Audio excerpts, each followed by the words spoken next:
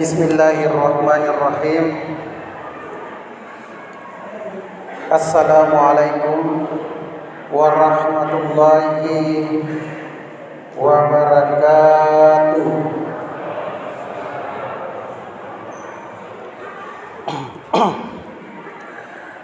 Alhamdulillah. Alhamdulillahilladzi hadana li hadza wa ma kunna linahtadiya laula an hadanallah. Asyhadu an la ilaha illallah wahdahu la syarikalah wa asyhadu anna Muhammadan abduhu wa rasuluhu. Shalli wa sallim ala nuril huda sayyidina wa nabiyyana Muhammadan sallallahu alaihi wasallam. Faqala ta'ala fil Qur'anil Karim, a'udzu billahi minasy syaithanir rajim. Bismillahirrahmanirrahim. Wala nabluwannakum bisyai'in minal khaufi wal ju' wa naqsim minal amwali wal anfusi was samarati wa basyirus sabirin. Allazina iza asabatuhum musibah qalu inna lillahi wa inna ilaihi raji'un. Ulaika salawatu mir rabbihim wa rahmah wa ulaika humul muhtadun. Sadaqallahul adzim. Alhamdulillah. Hadirin dan hadirat rahimakumullah. Pertama-tama kita ucapkan puji syukur kepada Allah Subhanahu wa taala yang telah memberikan kita nikmat yang begitu banyak dalam kehidupan kita ini. Baik itu nikmat kesehatan tubuh, nikmat hidup, nikmat kesempatan, nikmat persaudaraan, dan nikmat iman yang masih kokoh tertancap dalam hati kita, sehingga kita melaksanakan kewajiban kita kepada Allah Subhanahu wa taala, yaitu salat Isya yang baru saja kita laksanakan dan salat tarawih nanti insyaallah secara berjamaah. Alhamdulillah, malam ini kita sudah masuk di 10 kedua di bulan suci Ramadan, yaitu malam ke-11. 10 kedua ini adalah maghfiratullah, ampunan Allah. Semoga di 10 kedua ini betul-betul kita diberikan ampunan dari Allah Subhanahu wa taala di bulan suci Ramadan ini. Insyaallah malam yang ke-11 ini tema kita adalah hidup adalah ujian. Jadi temanya cukup singkat, hidup adalah ujian. Jadi kehidupan kita di dunia ini dipenuhi dengan ujian. Kita ini diuji oleh Allah. Selama kita hidup di dunia, selama itu pula kita diuji oleh Allah. Namun terkadang kita gagal paham dalam memahami ujian. Karena ada di antara kita menganggap bahwa ujian itu adalah hal-hal yang memberatkan, hal-hal yang menyedihkan, hal-hal yang menyusahkan. Seperti kita anggap itu ujian, seperti sakit, kita menganggap itu ujian. Kematian anggota keluarga kita menganggap itu ujian. Kebakaran rumah kita ujian, banjir adalah ujian. Semua hal-hal yang memberatkan, menyakitkan, menyedihkan kita menganggap itu adalah ujian. Betul, itu adalah ujian.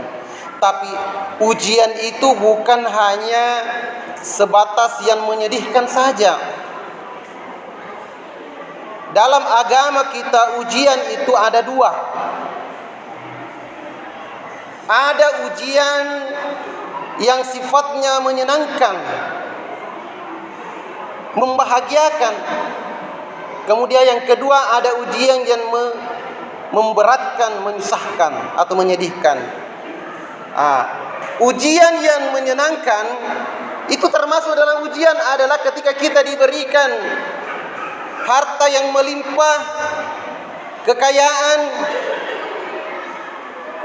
yang melimpah, itu adalah ujian. Janganlah kita menganggap bahwa ujian sesuatu yang berat saja, termasuk apa-apa yang membuat kita bahagia itu ujian.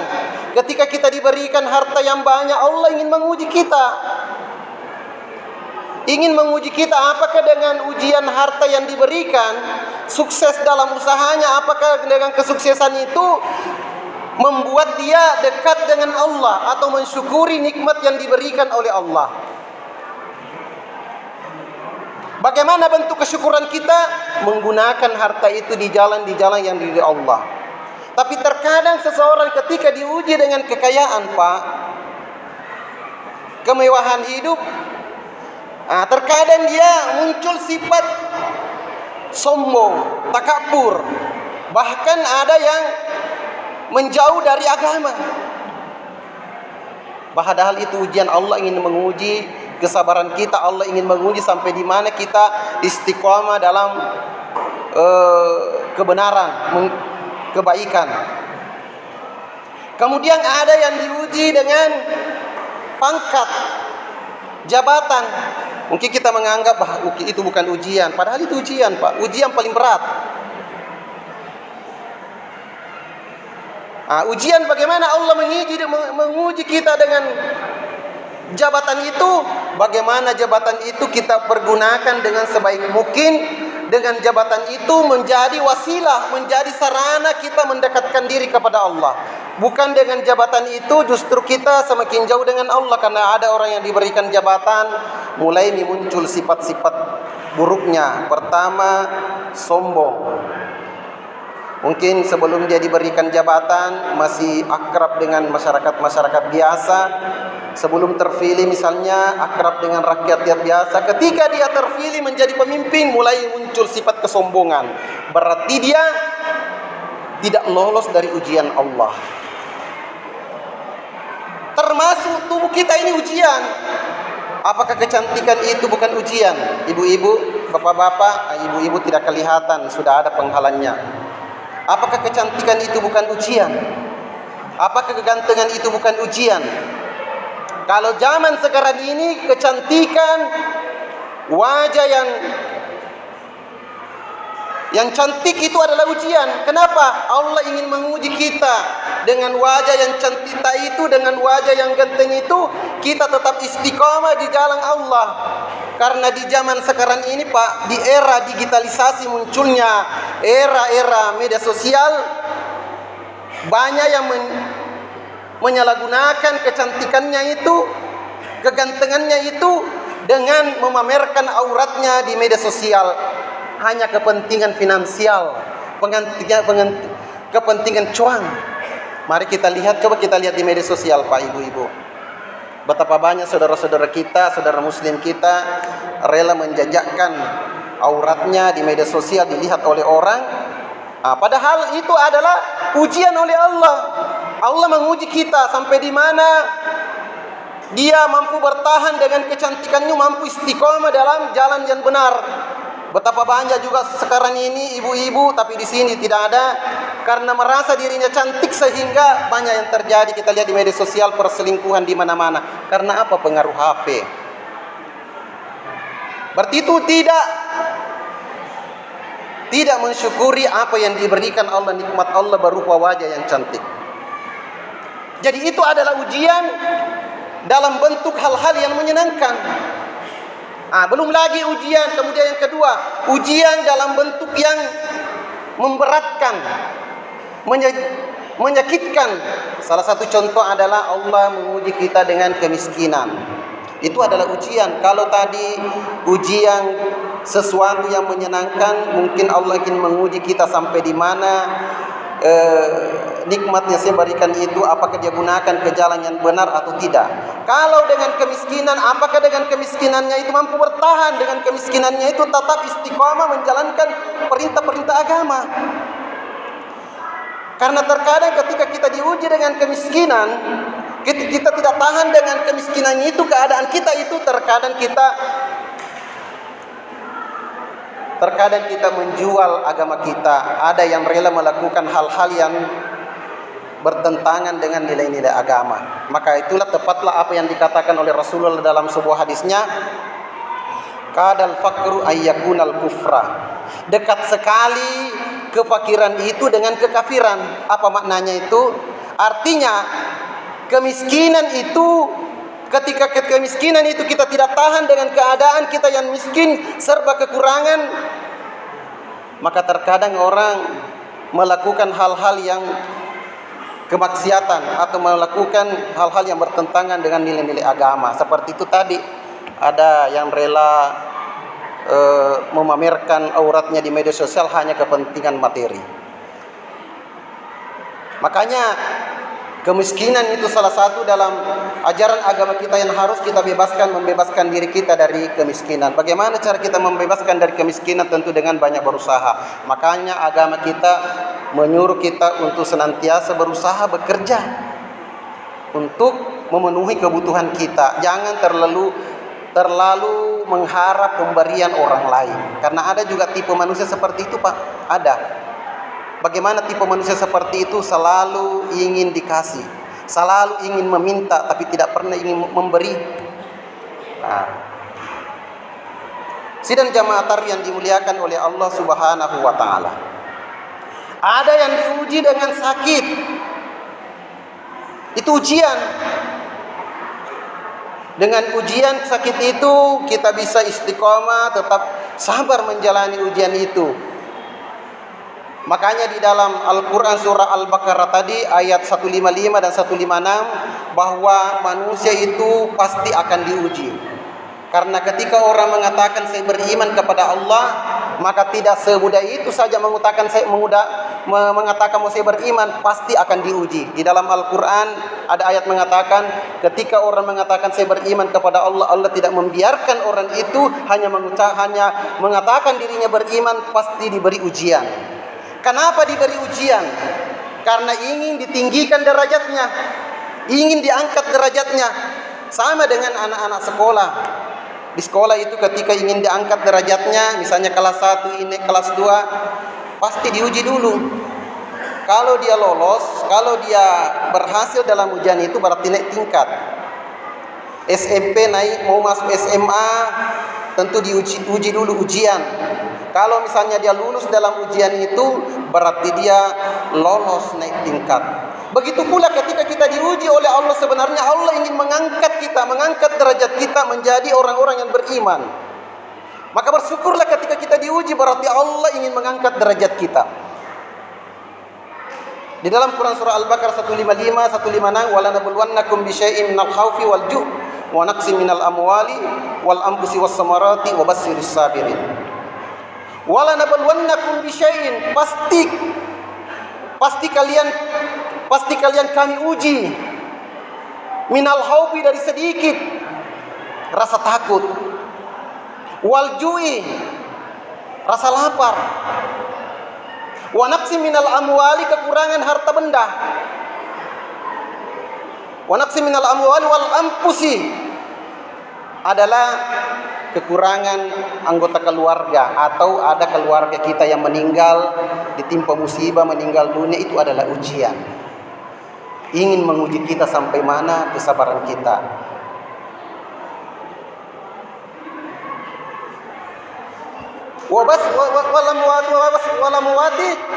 Wala nabluwannakum bisyai'in minal khaufi wal ju'i wa naqsin minal amwali wal anfusi was samarati. Ada kekurangan buah-buahan. Biasa kalau di kampung-kampung ini kita sudah menanam buah-buahan, tapi diuji oleh Allah, ternyata buah-buahannya gagal panen.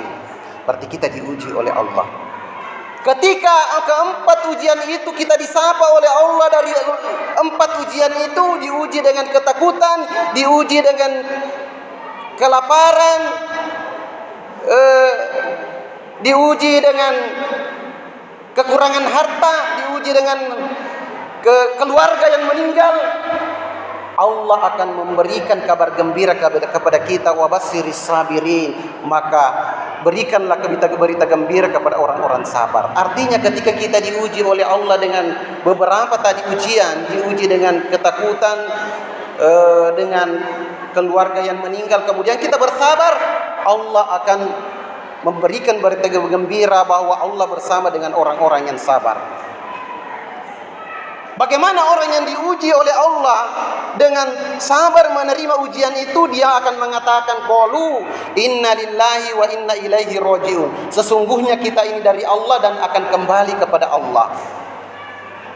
Ulaika salawatu min rabbihim. Ketika kita diuji oleh Allah kemudian kita bersabar, maka Allah akan bersalawat kepada kita. Salawatnya Allah kepada hambanya adalah maghfirah, ampunan. Kita diberi ampunan oleh Allah wa rahmah. Kemudian yang kedua, diberikan kasih sayang Allah kepada kita. Kemudian yang ketiga, wa ulaika humul muhtadun. Allah akan membimbing kita. Jadi itulah keistimewaan diberikan oleh orang yang diberi ujian oleh Allah kemudian bersabar. Dia disalawati oleh Allah. Salawatnya Allah kepada hambanya adalah maghfirah, ampunan. Kemudian dirahmati, diberi rahmat, kasih sayang. Kemudian yang ketiga, dia dibimbing oleh Allah di jalan yang benar, diberikan petunjuk oleh Allah. Sidang jamaah tarik yang dimuliakan oleh Allah Subhanahu wa taala. Namun terkadang manusia itu, Pak, ketika diuji dengan kemiskinan, sesuatu yang memberatkan, terkadang dia lolos dalam ujian itu. Tapi ketika diuji dengan kekayaan, terkadang dia tidak bisa lolos. Salah satu kisah sahabat, jadi saya mengakhiri ceramah ini satu kisah. Ada sahabat Rasulullah sallallahu alaihi wasallam dan hidup semasa Rasulullah, namanya Sa'labah bin Hatib al-Ansari. Sa'labah ini merupakan sahabat Nabi yang rajin beribadah kepada Allah. Tapi Sa'labah ini adalah orang yang termiskin di masa Rasulullah. Tapi kemiskinannya itu tidak membuat hatinya untuk tidak beribadah kepada Allah. Bahkan dengan kemiskinannya itu membangkitkan semangatnya untuk senantiasa beribadah kepada Allah. Sa'labah ini rajin sekali pergi ke masjid bersama Rasulullah. Selalu bersama Rasulullah. Di mana ada Rasulullah, Sa'labah selalu ada.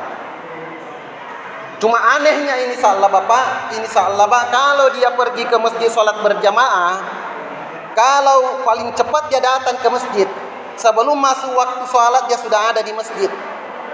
Tapi anehnya dia juga paling cepat pulang. Ketika Rasulullah selesai sholat, salam ke kiri ke kanan, dia sudah keluar. Tidak menunggu zikir, wirid dan doa. Hari pertama diperhatikan oleh Rasulullah. Hari kedua dilihat lagi oleh Rasulullah. Dia perhatikan, dia bilang Rasulullah, kayaknya Sa'labah ini kenapa begitu sikapnya, setiap selesai sholat dia langsung keluar. Maka hari ketiga dipanggillah Sa'labah oleh Rasulullah. Wahai Sa'labah, kau ini seperti orang munafik. Kenapa orang munafik itu, Pak? Orang munafik itu tidak tenang kalau ada di masjid. Jadi itu kentara kalau di dalam masjid itu, kalau ada orang tidak tenang di dalam masjid, itu ciri-ciri orang munafik. Karena kata hadis Rasulullah sallallahu alaihi wasallam, wal munafiqu fil masjidi katuyuru fil qafasi. Wal mu'minu fil masjidi kasamaku fil ma'i. Apa artinya? Wal munafiqu fil masjidi, orang munafik ketika berada di dalam masjid seperti burung. Kenapa itu burung? Tidak tenang, perasaannya selalu mau terbang. Jadi kalau di dalam masjid tidak tenang, balik kiri balik kanan tidak tenang perasaannya, itu termasuk ciri-ciri orang munafik. Wal munafiqi fil masjidi, tapi orang wal mu'minu fil masjidi, tapi orang mukmin ketika berada di dalam masjid seperti ikan di air. Bagaimana air? Ikan itu tenang. Begitulah orang munafik, orang mukmin. Perbedaan orang munafik dengan orang mukmin ketika berada di dalam masjid. Jadi kita bisa nilai. Maka Sa'labah ditanya, kamu seperti orang munafik saja, Sa'labah. Apa kata Sa'labah? Apa kata Rasulullah? Kenapa? Apakah wirid, zikir dan doa itu tidak penting, Sa'labah? Kata Sa'labah, penting ya hai Rasulullah. Tapi sebenarnya saya ini Rasulullah mau sekali tinggal di masjid menunggu selesai wirid, zikir dan doa. Tapi kalau saya lama-lama di masjid, wahai Rasulullah, istri saya di rumah tidak sholat. Saya ini orang miskin, wahai Rasulullah. Saya punya kain satu saja kain yang kupakai berdua dengan istriku. Jadi kalau saya ke masjid, istri saya itu masuk ke kamar karena tidak ada kain yang bisa dia pakai. Kalau saya lama-lama di masjid, bisa-bisa istri saya tidak sholat, wahai Rasulullah. Maka keesokan harinya Sa'labah ketemu Nabi, dan Sa'labah langsung menghampiri Nabi dan berkata, wahai Rasulullah, kamu kan ini Rasul, kamu kan ini Nabi. Kata Rasulullah, ya kenapa kalau saya Rasul, kalau saya Nabi? Kalau Rasul itu kan diterima doanya, dikabulkan doanya kalau dia berdoa. Wahai Rasulullah, tolong doakan saya supaya saya diberi rezeki oleh Allah, supaya saya kaya juga, bisa beribadah dengan tenang. Apa kata Rasulullah? Wahai Sa'labah, lebih bagus itu rizki yang sedikit tapi kita bersyukur, tapi rizki yang banyak tapi kita tidak bisa bersyukur karena banyaknya harta yang kita miliki. Lebih bagus kalau sedikit tapi kita bersyukur. Sa'labah mengalah, dia kembali. Keesokan harinya ketemu lagi dengan Rasulullah. Ketemu Rasulullah, apa kata Sa'labah? Wahai Rasulullah, saya sudah pikir-pikir lagi. Apa kata Rasul? Apa yang kamu pikir, wahai Sa'labah? Saya sudah pikir-pikir, memang ya Rasulullah, lebih bagus kalau miskin, tapi alangkah bagusnya juga kalau saya kaya, Rasulullah. Maka Rasulullah bertanya, wahai Sa'labah, kamu kan Islam? Iya. Siapa yang menjadi panutanmu, wahai Sa'labah? Kata Sa'labah, Anda ya Rasulullah. Bagaimana dengan saya, Sa'labah? Apakah saya kaya? Kata Sa'labah, tidak. Terus kenapa kamu mau jadi orang kaya? Mau jadi kaya, Sa'labah? Dia bilang, kalau saya kaya, Rasulullah, mungkin bagus kalau saya miskin, tapi lebih bagus kalau saya kaya supaya saya bisa sholat. Saya punya kain sendiri, istri saya juga punya kain sendiri, supaya saya bisa beribadah dengan tenang. Maka Rasulullah mengalah, akhirnya dia doakan Sa'labah, wahai, didoakan kepada Allah. Akhirnya doa Rasulullah dikabulkan. Rasulullah memberikan Sa'labah kambing betina yang hamil, kambingnya yang hamil. Inilah kambing ini dia pelihara Sa'labah. Akhirnya melahirkan 1, 2, 3, 4 sampai 10, bahkan setiap hari bertambah kambingnya itu Sa'labah.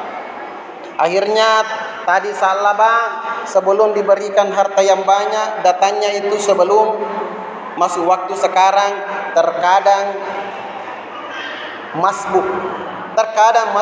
Artinya dia terlambat, orang sudah rakaat kedua baru datang. Makin bertambah banyak kambingnya, akhirnya jangankan salat berjamaah, tidak pernah lagi nongol-nongol di masjid. Akhirnya tambah berkembang kambingnya Sa'labah. Akhirnya keluar kota, dia bawa kambingnya, mulailah Sa'labah tidak sholat Jumat. Maka Rasulullah bertanya, mana Sa'labah? Dia bilang, Sa'labah ada di luar kota, wahai Rasulullah, menggembalakan kambingnya. Apa kata Rasulullah? Wa wailu Sa'labah, celakalah Sa'labah.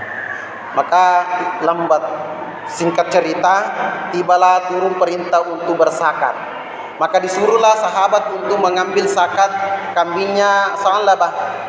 Ketika datang Rasulullah, sahabat datang ke rumahnya Sa'labah. Assalamualaikum. Waalaikumsalam. Sahabat berkata kepada Sa'labah, saya diutus oleh Rasulullah untuk mengambil zakatnya kambingmu, wahai Sa'labah. Apa kata Sa'labah? Enaknya kau mau ambil zakat saya yang sibuk. Saya sibuk pelihara sampai saya tidak sholat berjamaah. Akhirnya tidak diambil zakatnya. Disuruh lagi sahabat, 3 kali sahabat disuruh datang ke Sa'labah untuk mengambil zakat kambingnya karena sudah memenuhi nisab.